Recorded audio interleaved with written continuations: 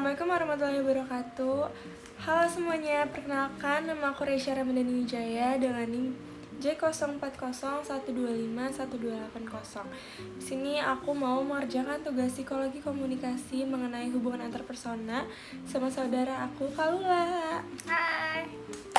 Jadi kalau itu saudara aku yang bedanya cuma 9 bulan, gak nyampe 1 tahun. Dan kita itu sedekat itu karena kita itu tinggalnya bareng. Kalau itu tinggalnya di rumah aku dari kecil. Jadi kita selalu tidur bareng, makan bareng gitu. Sampai orang-orang tuh kalau misalnya nggak kenal sama kita selalu ngira kita tuh kayak kembar, walaupun kayak mukanya padahal nggak mirip. Tapi orang-orang tuh ngerasa kayak gitu karena kita tuh kayak seumuran, udah seumuran, kita sering beli barang-barang samaan, apa-apa kemana-mana berdua terus. Jadi kayak orang-orang selalu ngeliatnya kita tuh kayak kembar. Nah, terus kalau dulu kalau misalkan beli baju tuh kalau misalkan beda itu kita suka iri-irian. Maunya samaan pokoknya gitu. Karena kita dari kecil udah nempel terus, bareng terus, bahkan kita tidur di satu kamar yang sama. Karena sekarang udah besar aja, makanya kita tidurnya gak bareng lagi. Karena pasti Lula dan aku udah sama-sama punya privasinya masing-masing. Dan menurut aku tuh ikatan emosional kita tuh kuat banget guys. Kayak apa-apa tuh kita curhat, gak mungkin kayak dalam satu hari tuh kita gak ada live update. Pasti selalu aja kayak kakak tuh kalau habis pulang kampus dia live update ke aku yang tiap hari ke sekolah dengan banyak drama itu aku live update ke kakak. Itu tuh udah pasti banget. Makanya setiap hal yang aku laluin tuh pasti selalu cerita. Kita berdua tuh selalu apa-apa cerita. Kita tuh waktu SD satu SD, terus waktu SMA juga bareng. Jadi tapi kita walaupun satu sekolah maupun enggak, pasti aku tahu teman-teman kamu juga tahu teman-teman aku ya. Dan bahkan kalau misalkan aku lagi di luar, aku ada seseorang yang menyebalkan gitu, pasti aku langsung chat dia marah-marah, kayak tau gak sih sebel banget gitu.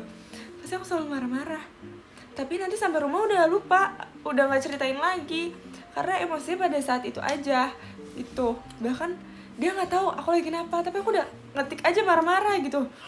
Dan pasti kalau kayak gitu tuh namanya kenyamanan dan kita jadi leluasa gitu loh, karena kayak kita tahu masing-masing tuh. Jadi karena kayak ya udah, karena ini kita saudara, jadi kayak nggak ada kekhawatiran buat dibilangin ke orang lain lagi. Kadang kan kalau sama temen masih ada gap gitu loh. Nah, kalau Lula kayaknya udah tahu jelek-jelek kayak aku ngapain aja dia udah tahu kayaknya. Kamu juga. Terus abis itu kita itu kalau misalkan di rumah kadang aku suka chat dia, makan yuk jam segini. Padahal kita di rumah yang sama, tapi kalau misalnya kita malas keluar kamar nih pasti chatan. Kak, makan yuk bareng, Kak nonton yuk bareng sambil makan. Iya, kayak gitu. Kadang nungguin dulu jam berapa supaya makannya bareng. Walaupun satu rumah, kita tuh udah sibuk masing-masing sebenarnya, cuma gak pernah ada gap rasa jauh gitu. Tetap kayak misalkan dalam satu hari sibuk masing-masing. Aku sibuk ngerjain tugas, atau aku pulang kuliahnya malam, atau Lula juga ngelakuin hal sebaliknya. Tapi kita tuh tetap deket aja gitu rasanya, nggak pernah ada rasa jauh atau gimana tuh.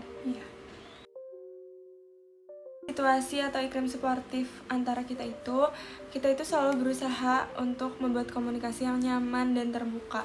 Jadi kalau misalkan aku cerita, Lula itu nggak pernah ngejudge permasalahan aku gitu, tapi sebaliknya juga kayak gitu Guys. Kalau misalnya aku punya hal yang bagus buat dikasih saran, buat jadi saran tuh biasanya aku langsung bilang ke kakak. Kalau misalnya aku nggak punya hal yang bagus buat dikasih atau saran yang bagus tuh, aku nggak bakal ngejudge, aku tuh bakal dengerin. Sebisa mungkin aku tuh jadi pendengar yang baik buat kakak. Kadang juga kita tuh kalau misalkan mau cerita ke orang itu cuma butuh didengerin doang.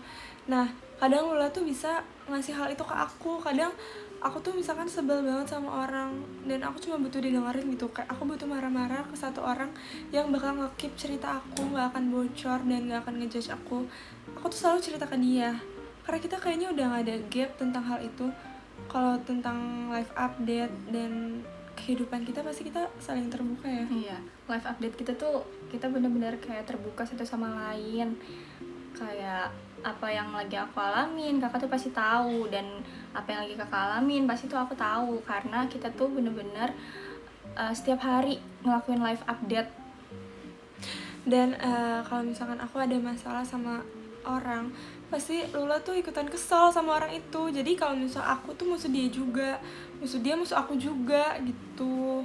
Karena tuh biasanya kita kalau dengar cerita masing-masing, kita selalu menempatkan diri kita tuh di posisi yang di tengah-tengah gitu loh guys. Kayak kita berusaha ngerasain, kayak aku berusaha ngerasain apa yang kakak rasain. Jadi kayak feel-nya dapat banget gitu kalau misalnya kakak cerita apapun itu.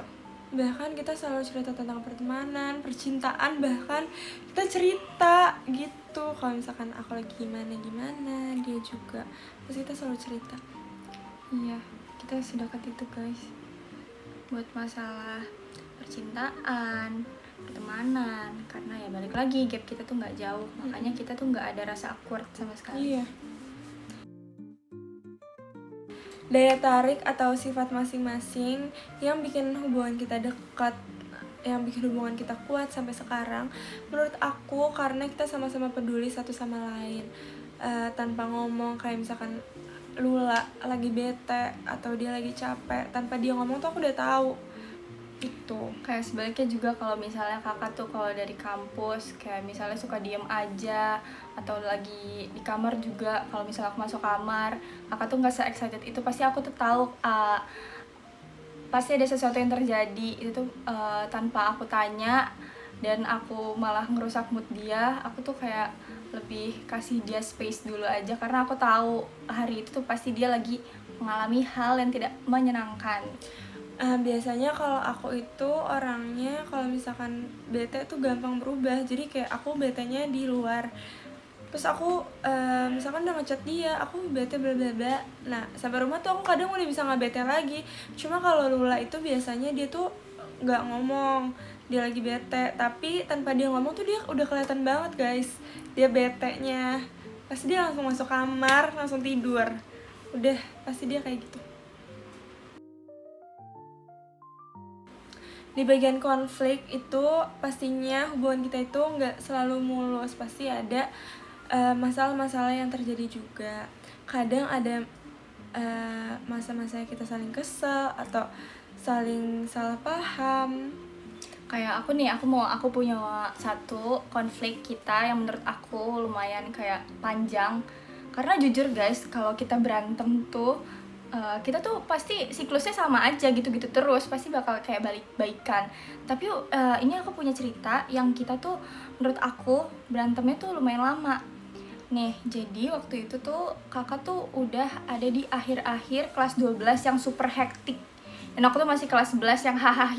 Jadi aku nggak ngerasain kayak kecapeannya kelas 12 gimana, terus tugas-tugasnya gimana, kegiatan itu apa aja. Belum lagi tuh di sekolah kita tuh kadang banyak banget tugas di luar jam pelajaran gitu, kayak tugas-tugas kelompok apa segala macam, dan bertepatan sama kayak kakak tuh uprak. Nah mungkin waktu itu kakak tuh emang lagi capek, dan penangkapan aku tentang apa yang kakak omongin tuh mungkin beda, dan aku nggak berusaha, mungkin pada saat itu aku nggak berusaha ngertiin juga. Jadi apa yang kakak omongin tuh kayak di hati aku tuh masuknya kayak beda lagi. Nah di situ tuh yang bikin berantemnya tuh lama, karena waktu itu intensitas kita tuh ketemunya tuh jarang banget. Karena kalau misalnya aku tuh kan kalau misalnya pas kelas 11 itu tuh aku berangkatnya siang kan, dan kakak tuh selalu pagi. Jadi setiap kakak pulang tuh aku baru berangkat, jadi tuh kayak gitu terus. Dan itu mungkin terjadi menurut aku itu lumayan panjang karena kita belum berinteraksi. Habis kayak gitu mungkin aku introspeksi tuh karena baru sekarang sih, karena aku baru ngerasain apa yang kakak rasain pada saat itu. Jadi kayak aku udah berusaha mulai ngertiin, dan abis kita berantem kayak gitu, nggak berantem sih sebenarnya, kayak aku tersinggung dengan omongan kakak, terus aku silent treatment kakak, dan kakak ngelakuin hal yang sama karena mungkin kakak kesel. Sebenarnya permasalahannya itu selalu kayak gitu-gitu terus. Iya. Cuma kalau di kondisi itu kita tuh sama-sama lagi hektik. Nah, jadinya panjang. Sebenarnya tuh permasalahan kita selalu sama. Iya. Selalu aku bilangin dia, terus dianya tuh malah gak menangkap hal itu buat kebaikan, malah nangkapnya tuh akunya bawel, akunya ikut campur gitu. Ya selalu kayak gitu guys, makanya kayak sekarang aku udah ngerasain kan apa yang kakak rasain kemarin-kemarin, makanya kayak aku tuh suka guilty nih sekarang. Aku tuh selalu ngambek kalau misalnya kakak tuh bilangin sesuatu, padahal kayak mungkin emosional kakak juga lagi nggak stabil karena emang lagi capek banget guys, kelas 12 tuh capek-capeknya buat ngerjain PTN. Kadang aku bilanginnya emang nggak selalu tentang pendidikan sih, kadang aku juga bilanginnya tentang kehidupan. Misalkan dia ngelakuin sesuatu, nah aku udah tahu kalau hal itu tuh sebenarnya nggak seharusnya dia lakuin. Nah aku tuh kadang tegur dia baik-baik gitu, kayak kamu tuh harusnya nggak kayak gini ini. Tapi mungkin dia nangkepnya aku tuh seumuran sama dia, kenapa aku malah kayak sosokan ngasih tahu dia, atau aku tuh terlalu bawel atau terlalu kayak gimana gitu. Nah tapi karena situasinya lagi nggak baik gitu, dia tuh nangkepnya hal yang berbeda. Nah di situ juga aku kayak, kenapa sih, kan buat kebaikan kamu juga, tapi kenapa kamu kayak gitu. Dan dia ngeresponnya tuh bener-bener nggak sesuai apa yang aku harapkan. Biasanya itu tuh yang membuat kita jadi ada masalah atau kita jadi konflik gitu. Tapi kalau ada permasalahan, biasanya kita saling diem-dieman dulu untuk beberapa waktu untuk menenangkan emosi kita masing-masing. Kalau misalkan dipaksain untuk menyelesaikan masalah pada saat itu juga, kita tuh tipikalnya nggak bisa ya kayaknya. Iya. Kalau dipaksain kita tuh malah jadi meledak-ledak iya, guys. dan takutnya malah saling menyinggung satu sama lain. Kayak aku malah ngeluarin ucapan yang gak seharusnya aku ucapin, dia juga sama gitu, karena kita sama-sama judes kalau lagi marah gitu. Jadi kita butuh waktu sendiri-sendiri dulu buat mencerna apa yang sedang terjadi, dan kita harus tenang. Nah aku udah tahu kalau mood dia itu udah baik gitu. Kadang aku ngomong kayak, aku tuh waktu itu ngomong kayak gini karena ini, dan dia juga udah ngerespon akunya dengan baik. Atau bahkan kadang dia tuh harus ngerasain dulu hal negatifnya, dampak negatifnya buat diri dia, baru dia ngerti apa yang aku maksud gitu guys. Jadi menurut aku hubungan kita tuh spesial karena kita tuh tumbuh bareng dari kecil. Kita selalu saling dukung satu sama lain, kita selalu ada dalam kondisi apapun, dalam sedih, dalam senang. Terus konflik itu menurut aku penting juga dalam suatu hubungan antar persona, karena dengan adanya konflik itu malah membuat hubungan kita semakin dekat dan lebih mengerti satu sama lain. Dan semoga hubungan kita tuh kayak gini bisa terus terjalin sampai kapanpun itu. Itu aja cerita dari kita. Terima kasih udah menonton. Maaf kalau misalkan ada salah-salah kata. Wassalamualaikum warahmatullahi wabarakatuh.